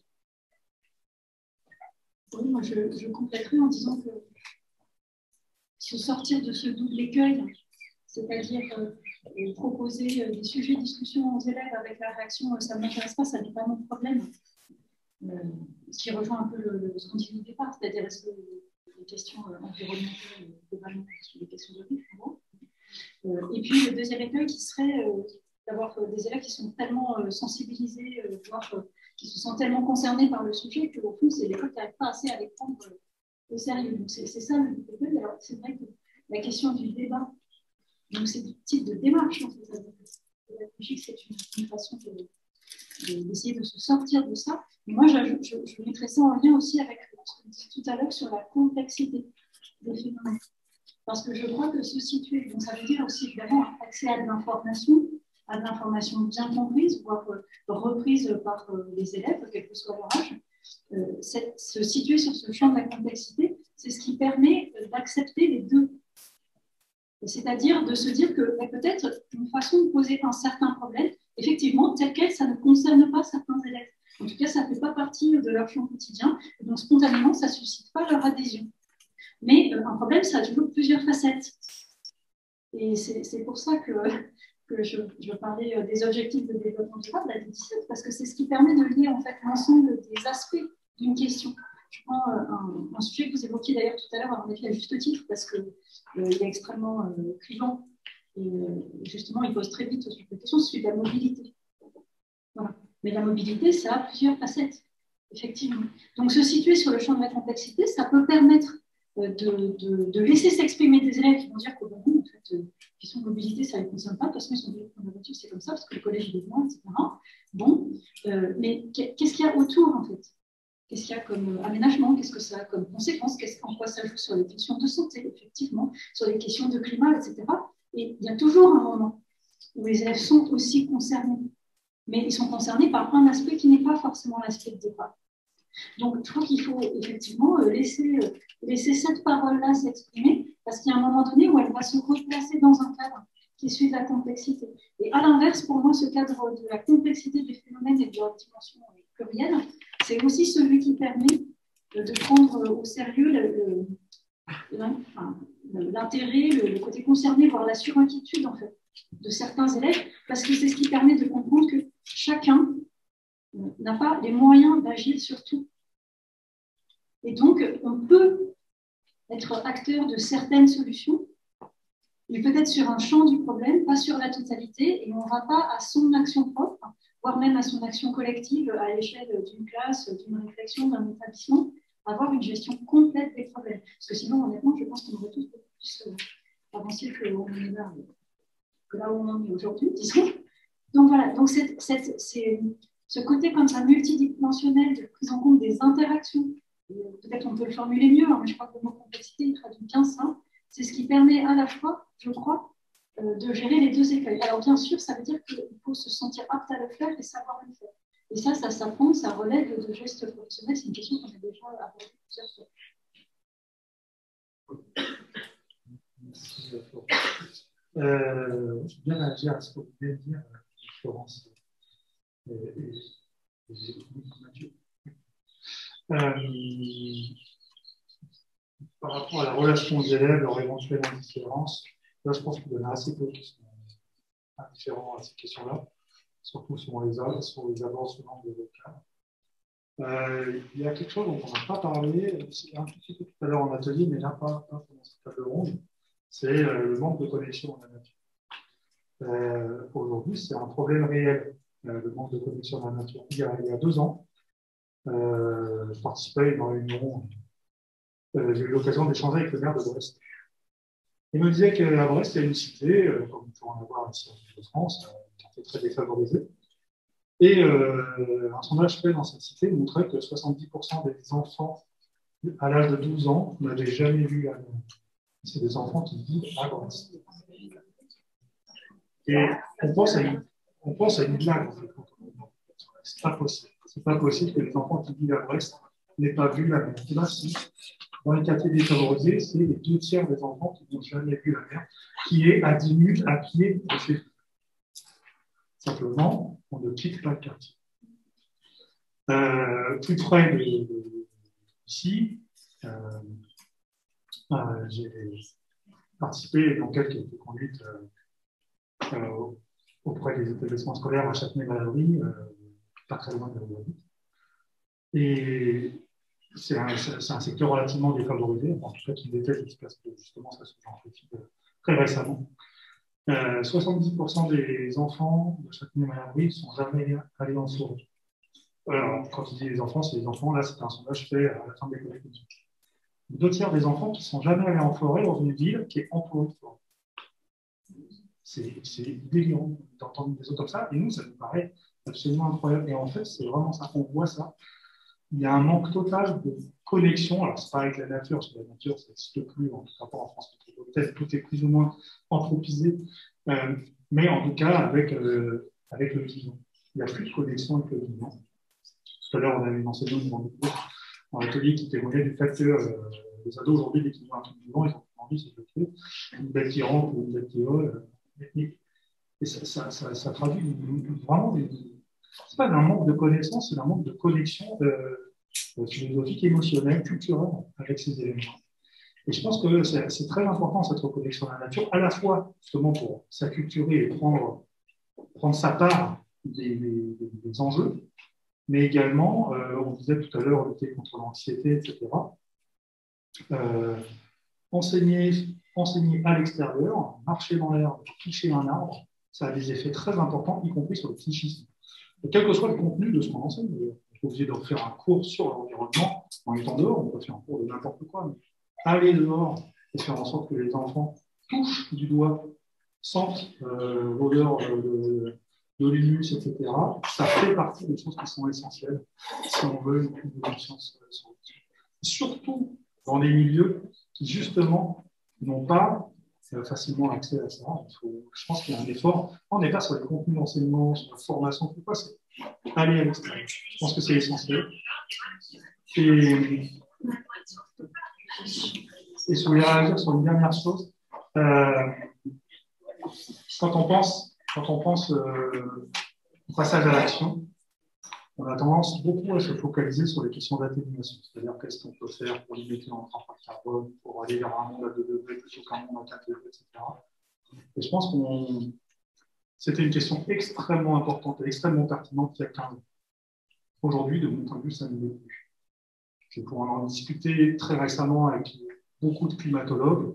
Il n'y a plus un climatologue qui pense qu'on est sur une trajectoire à 2 degrés. Aujourd'hui, le consensus, c'est qu'on est sur une trajectoire à 4 degrés. Ça veut dire simplement, sa question de qu'est-ce qu'on peut faire pour limiter, bien sûr, c'est toujours mieux d'avoir 3 que 4. Les 2 degrés, honnêtement, ça, vous ne le verrez pas dans le rapport du GIEC. Ils n'ont pas le droit d'avoir un discours comme ça.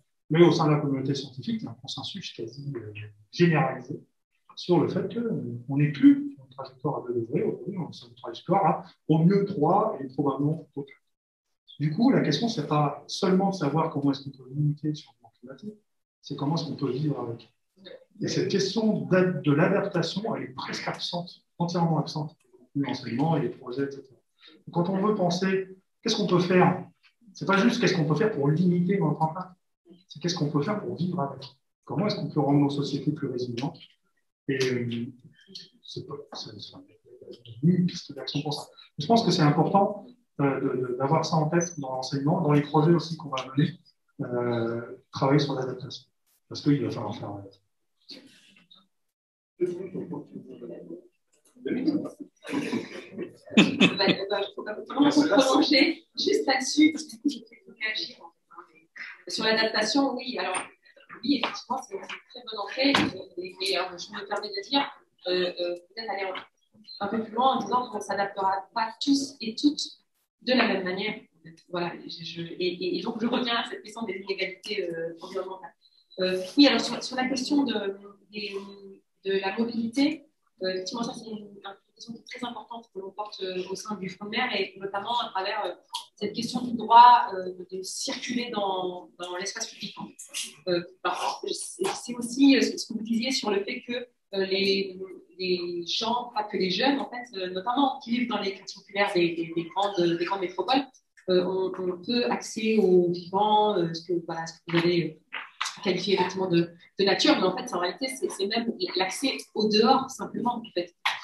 Et quand on voit à quel point dans les projets urbains, en tout cas dans les quartiers populaires, on va de plus en plus vers de la parcellisation, résidentialisation, on ferme, c'est-à-dire qu'en fait, on limite les espaces. Voilà, là, il y a aussi un impact sur la circulation en fait, libre dans l'espace public. Et effectivement, on cherche à y travailler. Sur la question des voitures, par exemple, on ne se contente pas de dire aux gens, effectivement, avec cette écologie vraiment très punitive, très individualisante, en fait, On ne se contente pas de dire aux gens il faut moins utiliser la voiture, voire il ne faut pas utiliser la voiture.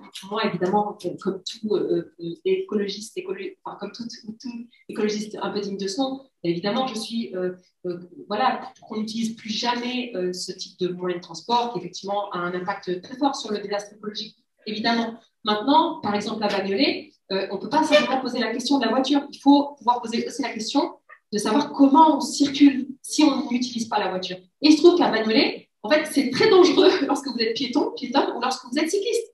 Et ça, c'est jamais posé. Et alors, par exemple, ce qu'on a proposé aux collectivités territoriales, notamment à la ville de Bagnolet, et on souhaite associer les jeunes, on souhaite associer les parents, on souhaite associer tout le monde en fait à ce travail-là. C'est la question des parcours sécurisés, notamment pour aller à l'école. Voilà, en se souvenant, nous, adultes, du fait que quand on était petits, eh ben, on marchait, en fait, on circulait dans l'espace public. Et moi, par exemple, j'allais à l'école à pied, c'était un petit peu loin, mais j'y allais à pied très tôt. Aujourd'hui, c'est quasiment impossible. Et on voit les parents, pas parce qu'ils sont accrochés à leur voiture, mais simplement parce qu'ils se disent je suis plus rassurée si je conduis mon enfant à l'école que si j'envoie mon enfant marcher et prendre le risque d'avoir un accident de voiture, etc. Parce que voilà. Et donc, voilà comment ne pas simplement faire peur et ne pas simplement pointer du doigt sur l'utilisation de la voiture, etc. Il s'agit aussi d'interpeller la responsabilité publique, les autorités publiques, pour leur dire qu'est-ce que vous faites pour qu'on n'utilise pas la voiture. Et ça, alors là, je parle de vous en tant qu'association, en tant que militante. Là, on y participe à ce travail-là. Et enfin, oui, juste, je finis par ça, mais sur la connexion avec le vivant. En Seine-Saint-Denis, en ce moment, l'écologie, c'est les jardins partagés. Et c'est voilà, les animaux dans les villes. Et j'en peux plus des histoires de jardins partagés. J'ai développé une phobie, je crois, à cette histoire de jardins partagés. Parce qu'effectivement, en fait, on vit dans le béton. Je veux dire, on ne voit pas la mer, on ne voit pas l'océan. Voilà, nous, on est les seuls.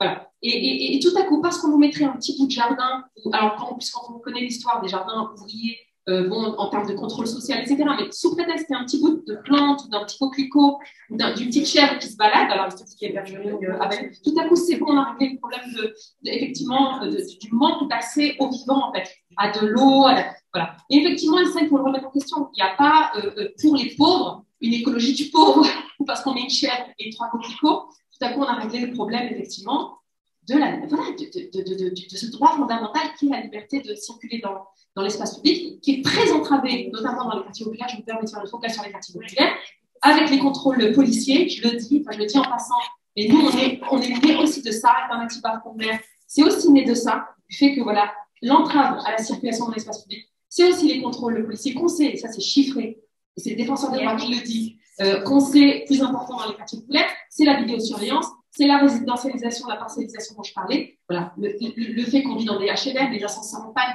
autant de choses en fait qui assignent à la résidence qui font qu'on a moins accès à l'espace public. Voilà. J'ai envie de laisser parler. Franchement, ça ne se fait pas du tout. Moi, je suis invitée ici. Donc, je ne sais pas qui se permet d'interrompre comme ça en me pressant, mais ce n'est pas du tout respectueux. Voilà.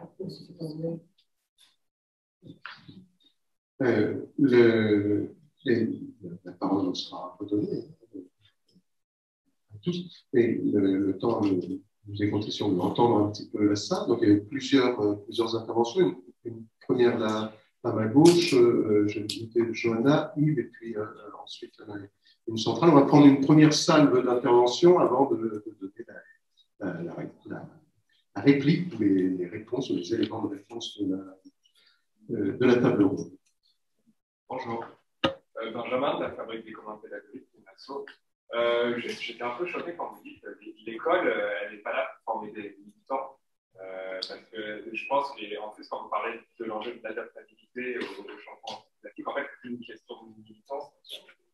Ouais, je parle pas. Mais je vois. Ouais, vous m'entendez mieux. Ouais, je suis pas certain que ce soit une question d'être militant ou non. C'est une question qu'il y ait une nécessité de s'engager. Et les temporalités qui semblent se dégager des rapports du GIEC font qu'on ne va pas pouvoir attendre 8 générations du rapport 36 du GIEC pour pouvoir se mettre en action. Et ce n'est pas lorsqu'on est salarié du lundi au vendredi, de 8h à 20h, qu'on a 3 enfants, qu'on peut s'engager. Et est-ce qu'on ne pourrait pas considérer, au contraire, l'école comme un des seuls lieux dans lesquels encore toute la société peut se retrouver et peut s'engager pour une cause qui, je crois, est commune à tous. Et au contraire, est-ce que l'école ne serait pas le centre de là où se pense et se fait et où on agit en faveur de la transition écologique. Et je ne parle pas des profs seuls, je parle de l'école en tant que biophysique aussi, en capacité de raisonner. Voilà.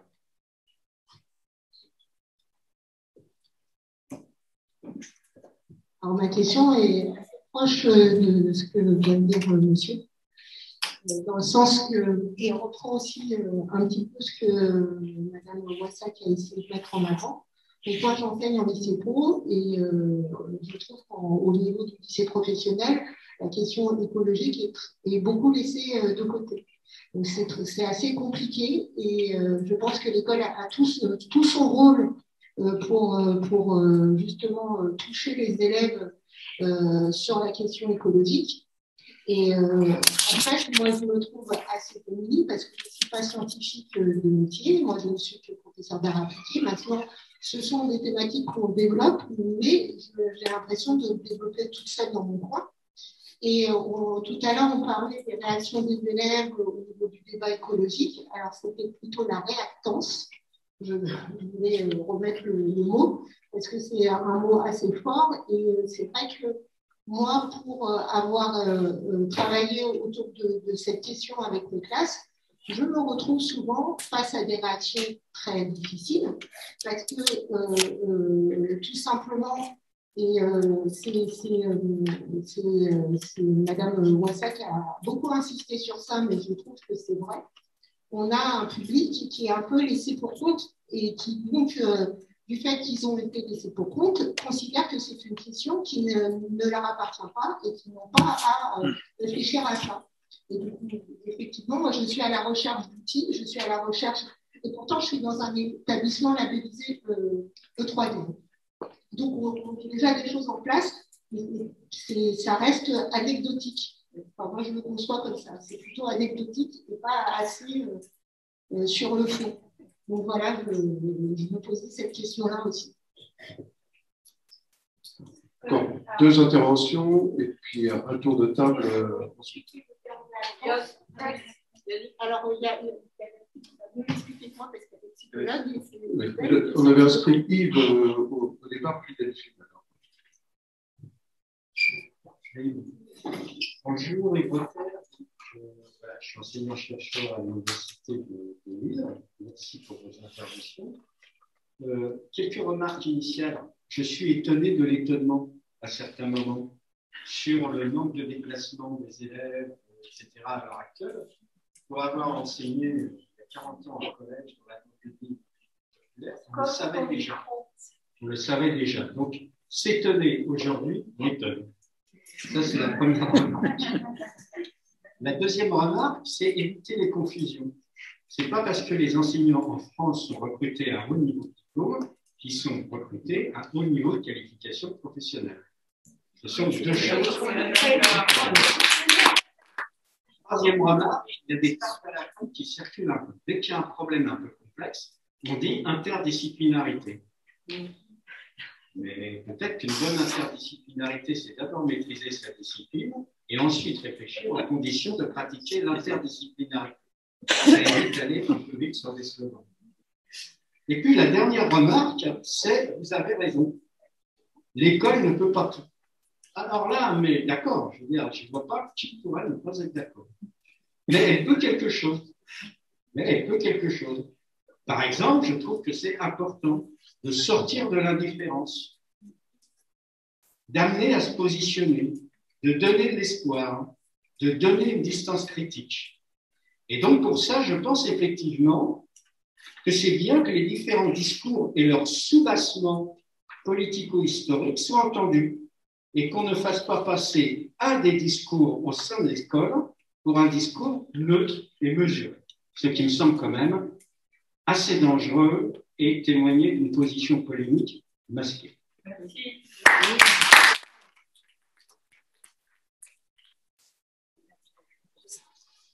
Donc, merci parce que ça va être très intéressant.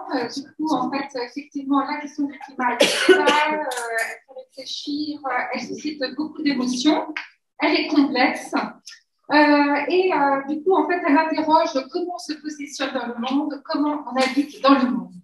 Nous avons aussi discuté qu'en fait, il fallait que pour que les jeunes se saisissent de ces questions, ils soient concernés par ces questions. Et donc, il se trouve que c'est génial parce que la question de l'orientation scolaire et professionnelle est une question qui, justement, touche au même essentiel. Comment on habite le monde? Qu'est-ce qu'on en fait? Il faut savoir que les métiers, donc ça, c'est une étude de la New Economic Foundation, qui montre que en fait, la valeur sociale, les métiers qui sont les mieux rémunérés, ils prennent dans cette étude l'exemple de marketing, de publiciste, sont aussi les plus polluants. Et nous avons vu lors de la crise sanitaire, par exemple, l'immense importance des métiers du soin, des éboueurs, les aides-soignants, les aides à domicile, etc., qui sont dévalorisés. Donc, faire la question de l'orientation et du climat et cette question de posture d'être au monde me semble essentielle pour à la fois travailler ces questions autour du climat et de la justice sociale. Merci.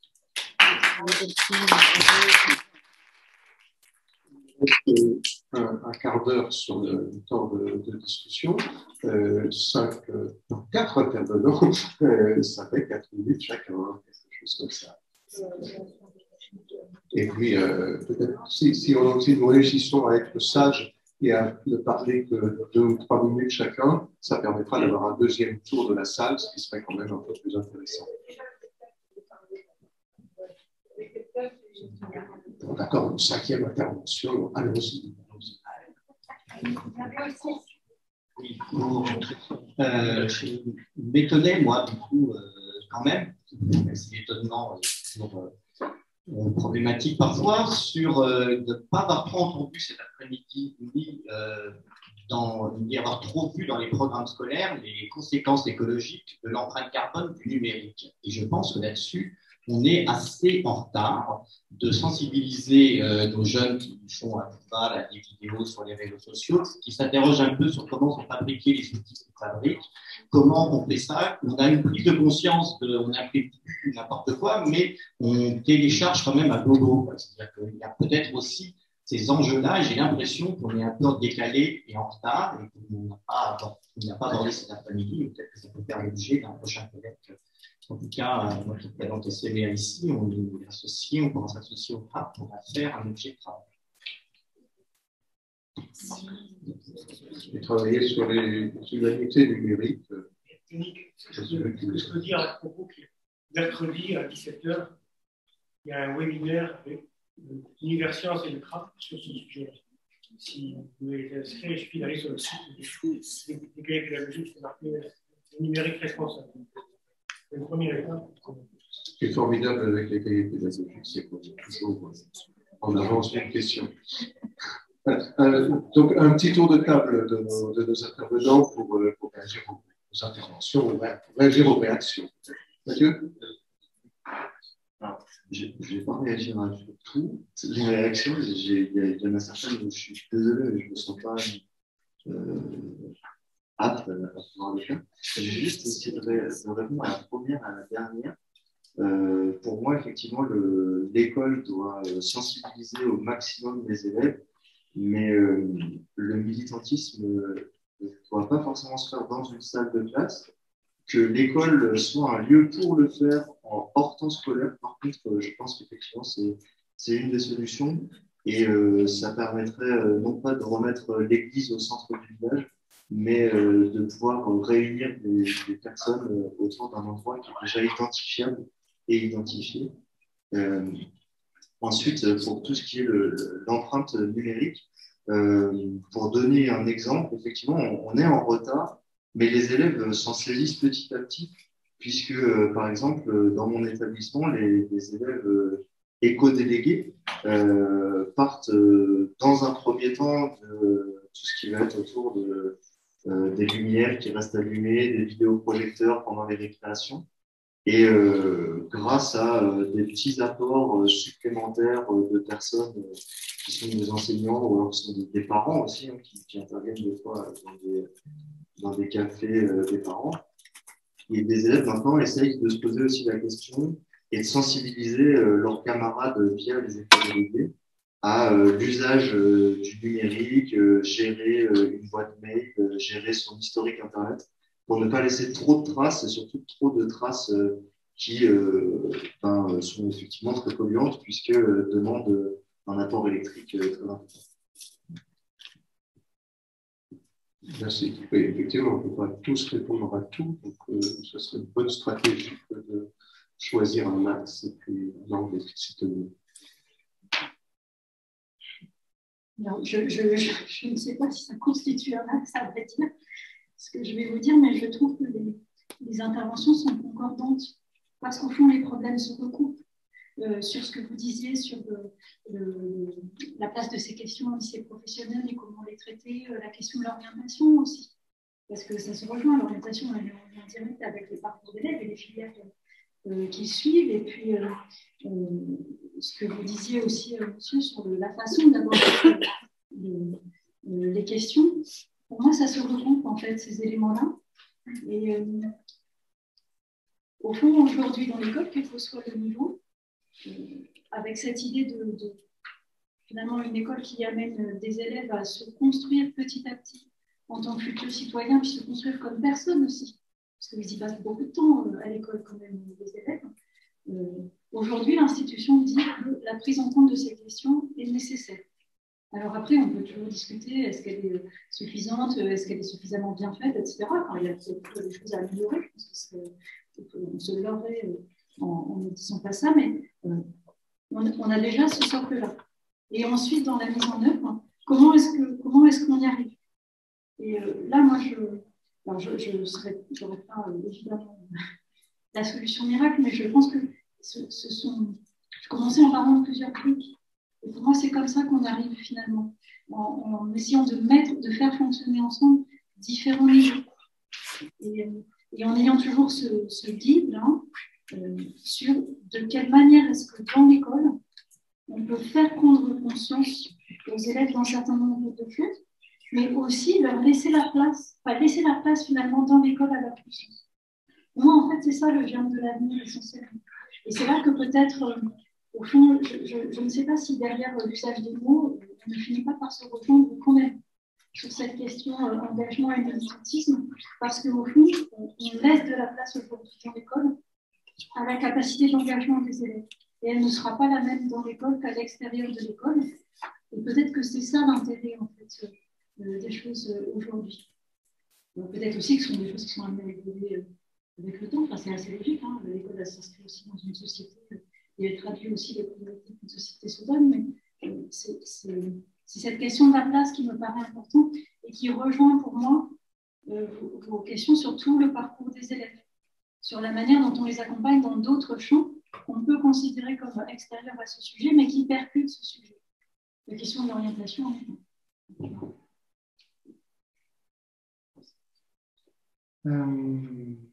Très vite sur la question de l'action des élèves, puisque ça a déjà été très bien dit par Mathieu et à l'instant par Florence. Je sens qu'il y a un dispositif qui est intéressant,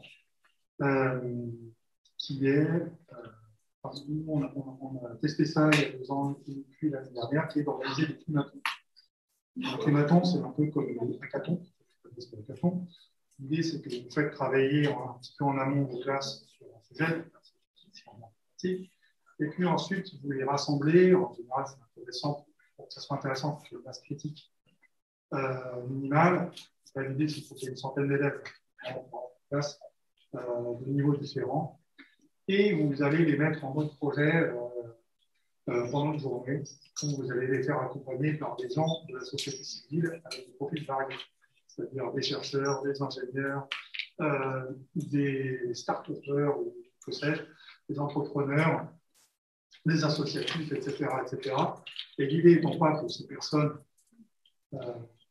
définissent des projets, que ce soit les élèves qui vont définir des projets, mais pas des projets en l'air, des projets qui savent avoir pour mission ensuite de mettre en œuvre. Ça permet de pas seulement réunir dans l'autre, mais de partir dans des choses opérationnelles. Et ça, on a fait à plusieurs reprises, c'est quelque chose qui marche très très bien.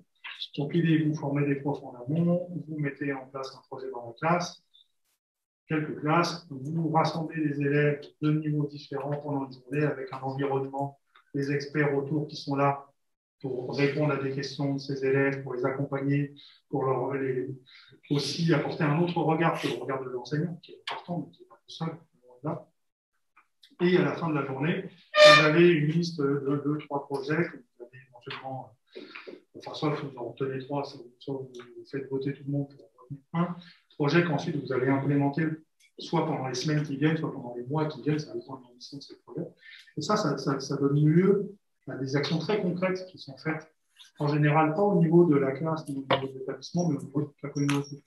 Et donc, c'est aussi une façon de mettre en branle la communauté éducative dans son ensemble, et pas seulement l'enseignant et ses élèves, mais utiliser la classe comme étant finalement l'embryon de quelque chose qui va dépasser la classe. Et ça, ce mode projet, en fait, fonctionne vraiment très bien. Et donc, il n'y a pas du tout d'antinomie entre garder une certaine forme de neutralité et faire agir. Pas du tout, la question ne se pose pas du tout.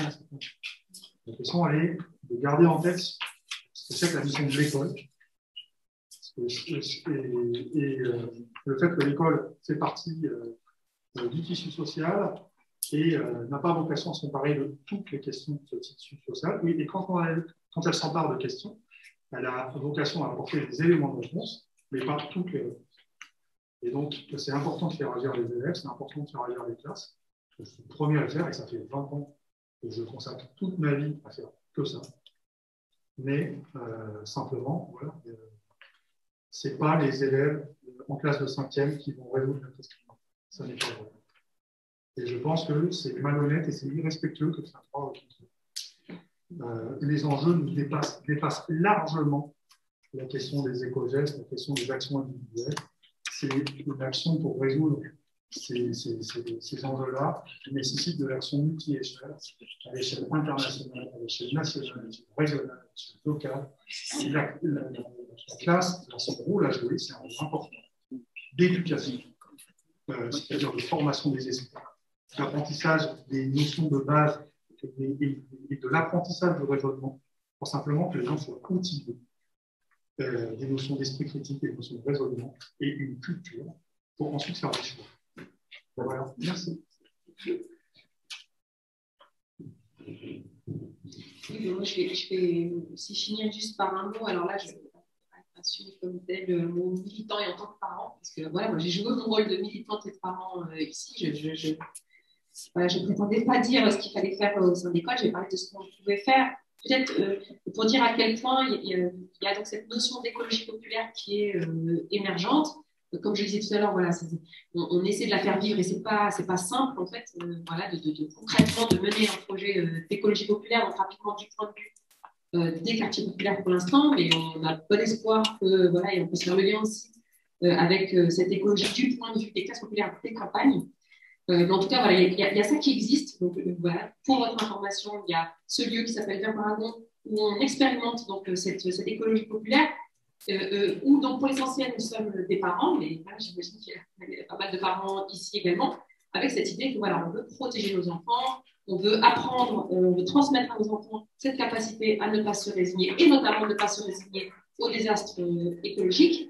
On veut que tout simplement, concrètement, quotidiennement, on veut que nos enfants respirent mieux, on veut qu'ils mangent mieux, on veut qu'ils réussissent à l'école, on veut qu'ils puissent s'épanouir, on veut développer chez eux leur sens, chez eux et chez elles, leur sens critique, etc. Dans quelle mesure c'est pas aussi, ça rejoint pas également les missions que se donnent les enseignants et les enseignantes, donc voilà, vouloir que les enfants soient heureux, s'épanouissent, se construisent, etc.